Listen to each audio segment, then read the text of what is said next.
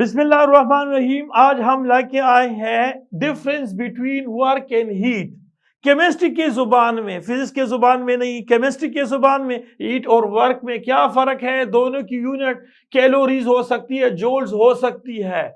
तो क्या फर्क है, देखिए हीट और वर्क में ये फर्क है कि हीट जो है, ये हीट देखे, हीट जो है, हीट वो टेम्परेचर डिफरेंस पे डिपेंड करता है।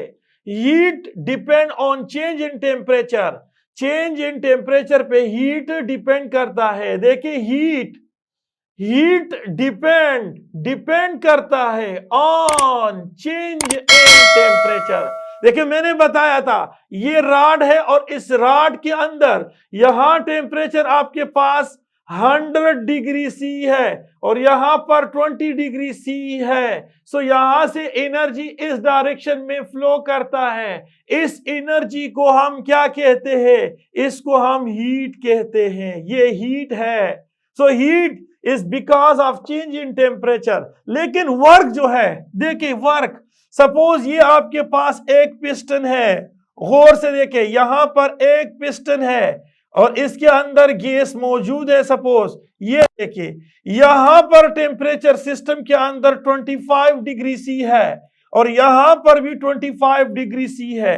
अब होगा क्या कि इसके ऊपर अगर हम लोड को रखे तो ये पिस्टन नीचे की तरफ पुश करेगा और अगर लोड को हटा दे तो ये इस तरह से बाहर की तरफ आता है। लेकिन यहां देखिए टेम्परेचर जो चेंज है वो आपके पास क्या है? सेम है। और फिर भी एनर्जी जो है, एनर्जी एक्सचेंज होता है। एनर्जी, ये देखिए एनर्जी एक्सचेंज होता है, एनर्जी एक्सचेंज होता है। और जब ये एनर्जी एक्सचेंज होती है, टेम्परेचर कम और दोनों सेम है, लेकिन फिर भी यहां पर एनर्जी जो है वो चेंज होती है, इन भी होती है और आउट भी होती है।